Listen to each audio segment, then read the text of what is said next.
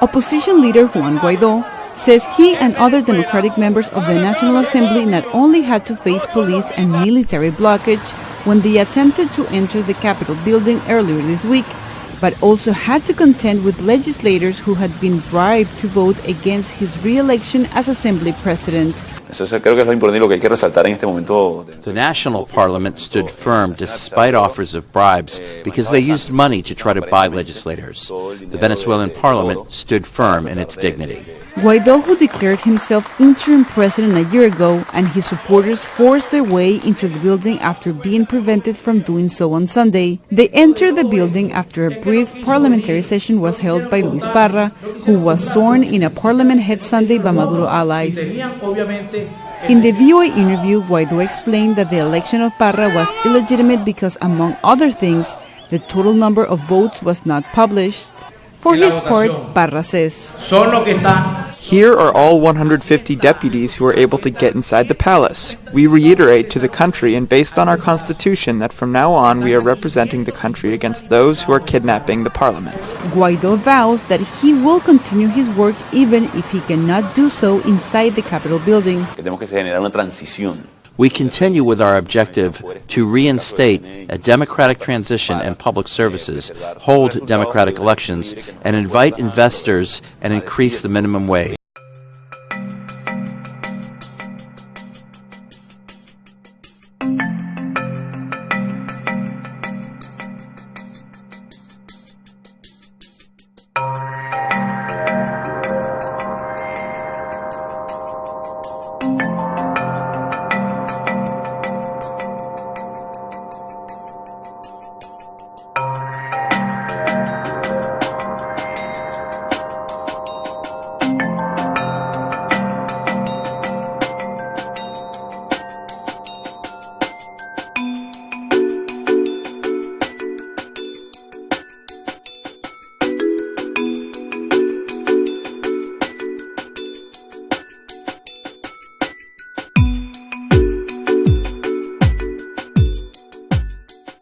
The minimum wage. Venezuelan legal experts say Venezuela is going through a political meltdown with three parliaments, one where Juan Guaidó is speaker, another led by Luis Parra, and the third, the Constituent and National Assembly. The last two are supported by President Nicolás Maduro. Sí, ahora tenemos tres parlamentos en Venezuela. We have three parliaments in Venezuela, two heads of government, two heads of state, two Supreme Courts, and two attorney generals. That means that the situation in Venezuela remains institutionally very delicate and in absolute state of breakdown. For the past year, the United States has recognized Guaidó as the country's interim president and imposed sanctions on the Maduro government.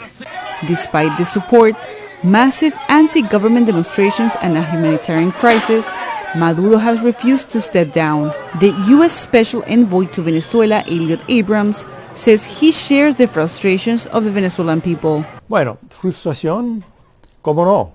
We will continue to give more help and more pressure.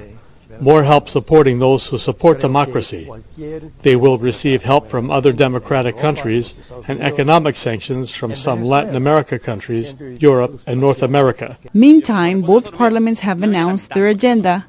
Guaidó's will continue to oppose what he calls Maduro's usurpation of power, while Parra's has the objective of ending Venezuela's political divisions. Cristina, Caicedo, Smit, VOA News, Washington.